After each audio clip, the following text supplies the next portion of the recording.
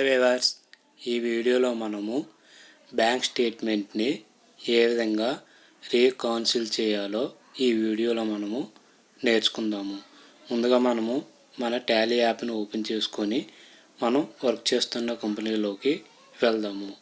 మొదటిసారి మీరు ఈ వీడియోని చూసినట్లయితే మా ఛానల్ని సబ్స్క్రైబ్ చేసుకోండి, అలాగే షేర్ చేయండి, కామెంట్ చేయండి, లైక్ చేయండి, బెల్ ఐకాన్ని క్లిక్ చేయండి. ఇక్కడ చూడండి, మన కంపెనీ ఓపెన్ అయ్యింది. ఇప్పుడు మనము బ్యాంక్ స్టేట్మెంట్లోకి వెళ్ళాలంటే ముందుగా మనము డిస్ప్లేలోకి వెళ్ళాలండి. డిస్ప్లేలోకి వెళ్ళి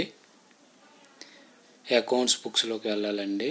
అకౌంట్ బుక్స్లోకి వెళ్ళి అక్కడ బ్యాంకు క్యాష్ ఉంది కదండి, దాంట్లోకి వెళ్ళాలండి. దాంట్లోకి వెళ్తే మనకి ఈ విధంగా క్యాష్ ఇన్ హ్యాండ్, అలాగే బ్యాంక్ ఏమున్నాయో అన్నీ వస్తాయి. అందులో మనం ఇప్పుడు యాక్సిస్ బ్యాంకుని రీకన్సిలేషన్ చేసుకోవాలండి. ఇప్పుడు దాన్ని ఓపెన్ చేస్తే మనకి ఈ విధంగా మంత్ వైజ్గా అయితే మనకి డిస్ప్లే అవుతుందండి. ఇప్పుడు మనము ఏప్రిల్ మంత్ మీద క్లిక్ చేసినట్లయితే ఏప్రిల్ మంత్లో ఉన్న ట్రాన్సాక్షన్స్ అన్నీ మనకి వస్తాయండి. మనం రీకన్సిలేషన్ చేస్తున్నాం కాబట్టి ఇక్కడ మనకి ట్రాన్సాక్షన్ తక్కువే ఉన్నాయి కాబట్టి మన పీరియడ్ 1-4 నుంచి 37-3 వరకు పీరియడ్ అయితే ఇచ్చేసుకుందాం అండి. ఇక్కడ చూడండి, ఈ బ్యాంక్ తాలూకు ట్రాన్సాక్షన్స్ అన్నీ ఇక్కడ యాడ్ అయ్యాయి. మనం ఇప్పుడు రీకన్సిల్ చేయాలంటే ఇక్కడ రైట్ సైడ్ చూడండి F5 అని ఉంది, అక్కడ రీకన్సిల్ అని ఉంది. దాని మీద క్లిక్ చేస్తే మనకి ఈ విధంగా వస్తుంది.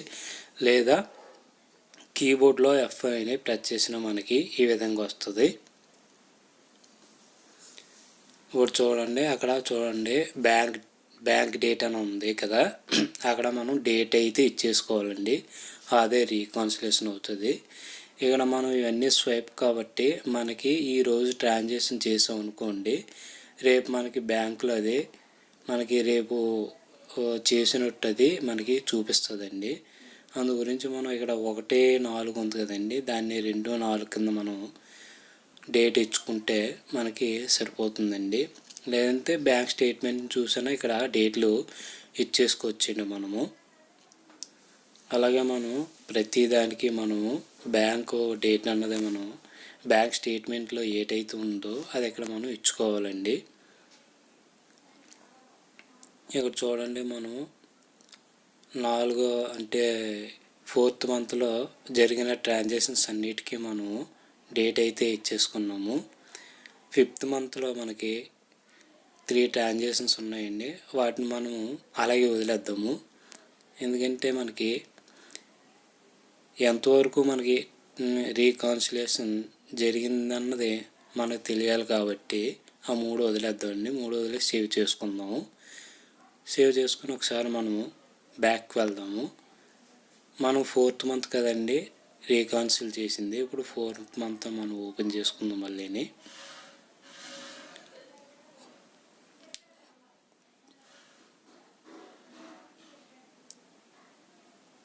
4th మంత్ని మనం ఓపెన్ చేసుకుందాం అండి. ఇప్పుడు రీకన్సిలేషన్లోకి వెళ్దాం అండి. రీకన్సిల్లోకి F5 పీరియడ్ కూడా ఇచ్చుకుందాం అండి. పీరియడ్ చూడండి, ఇక్కడ చూడండి ఏమీ కనబడలేదు.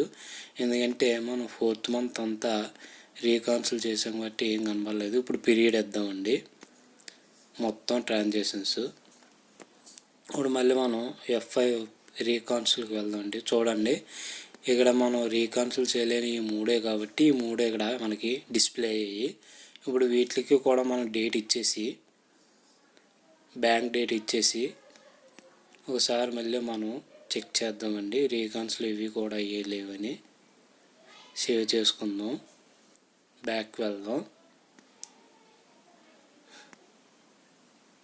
ఇప్పుడు రీకన్సిల్ చూడండి, ఏమి కూడా మనకి ఇక్కడ కనిపించలేదు. అంటే అవన్నీ మనకి రీకన్సిల్ అయ్యాయి కాబట్టి అవి కనబడలేదు.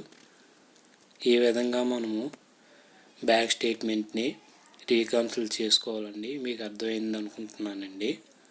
మొదటిసారి మీరు ఈ వీడియోని చూసినట్లయితే మా ఛానల్ని సబ్స్క్రైబ్ చేయండి, అలాగే షేర్ చేయండి, లైక్ చేయండి. అదే బెల్ ఐకాన్ మీద క్లిక్ చేసినట్లయితే మా వీడియోస్ మీకు ఎప్పటికప్పుడు అప్డేట్ అవుతూ ఉంటాయి. మీకు ఏమైనా డౌట్స్ ఉంటే కింద కామెంట్ బాక్స్లో కామెంట్స్ పెట్టండి.